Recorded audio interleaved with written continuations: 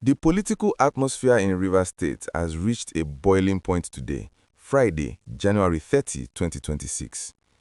If you have been following the news in our country, you know that the long-standing quarrel between the Minister of the Federal Capital Territory, Nyesom Wike, and the Rivers State government has been like a fire that refuses to go out. But today, that fire grew much larger and hotter. In the heart of Port Harcourt, a very large crowd of people gathered for a special event that has sent shockwaves across the nation. These people call themselves the Renewed Hope Ambassadors. They are supporters of President Bola Ahmed Tinubu, and they came together today to officially start their work in the local government areas and senatorial districts of Rivers State. The goal of this group is very clear. They want to make sure that President Tinubu wins again in the 2027 general elections. But while the event was meant to be about the future of the country, it quickly turned into a direct confrontation between old allies turned rivals.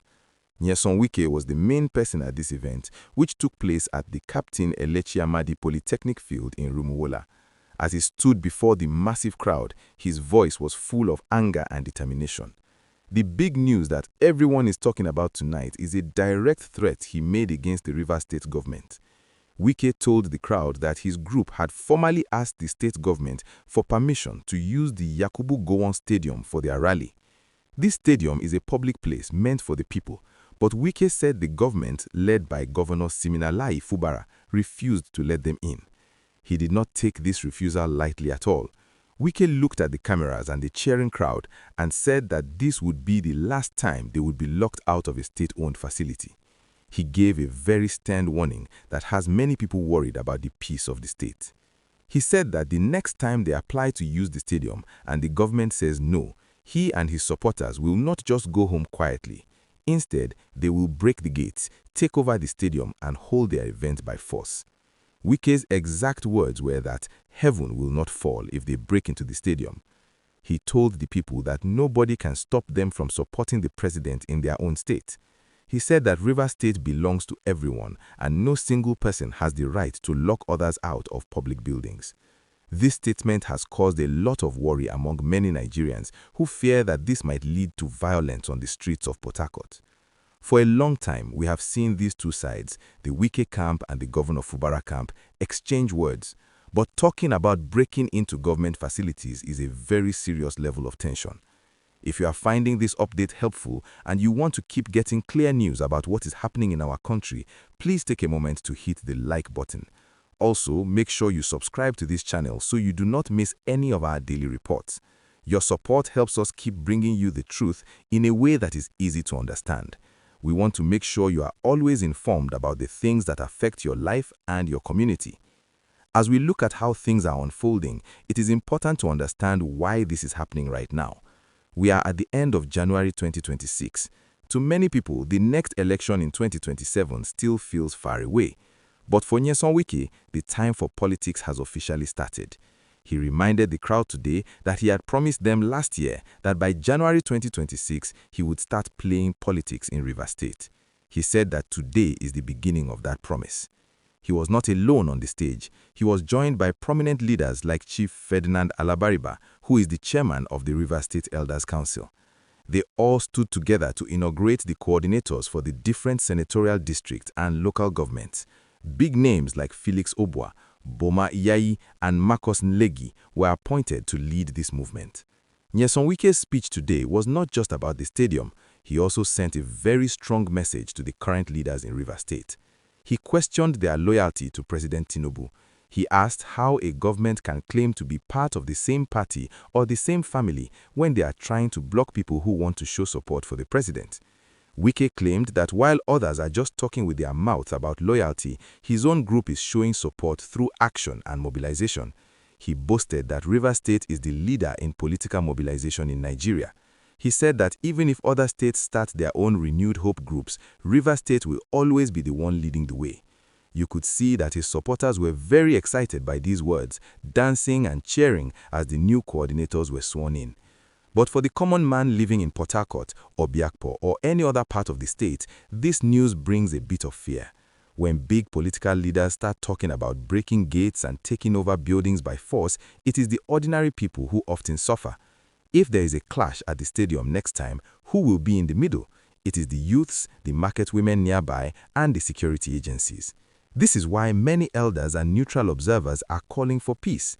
They are asking why a simple matter of using a public stadium has become a reason to threaten force. This stadium issue is just the latest chapter in a long story of disagreement.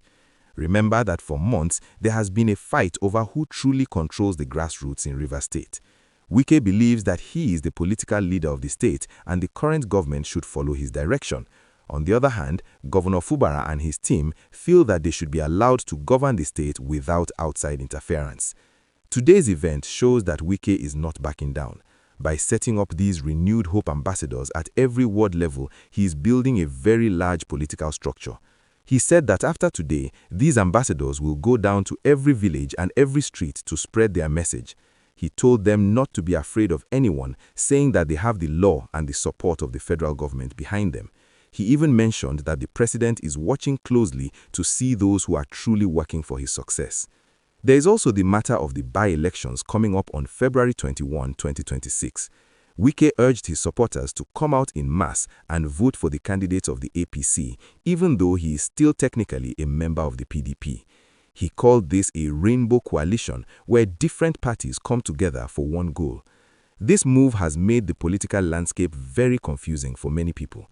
How can a man be a minister under one party and campaign for another? But Wike says his main goal is the renewed hope agenda of the president. He told the government that denying access to public facilities will not stop political activities. He challenged the governor to try and stop them again and see what happens. We must ask ourselves, what happens if the state government refuses to give the stadium again? If Wike follows through on his threats to break it, what will the police do?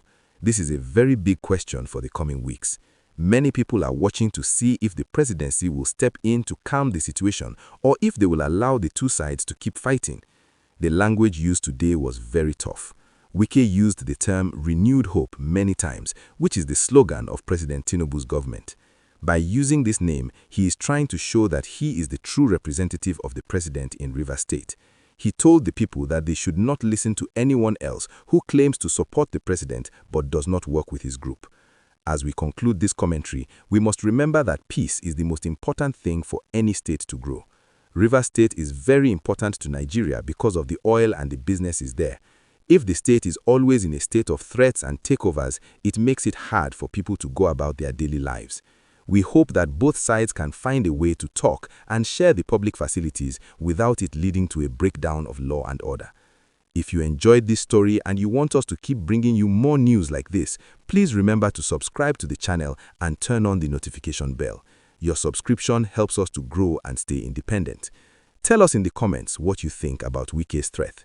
Do you think it is right for him to threaten to take over the stadium by force, or do you think the state government has the right to decide who uses public buildings? We want to hear from you because your voice matters. Thank you for watching and stay tuned for our next update. We will keep an eye on the situation in Port Harcourt and bring you the latest as it happens. God bless you and God bless Nigeria.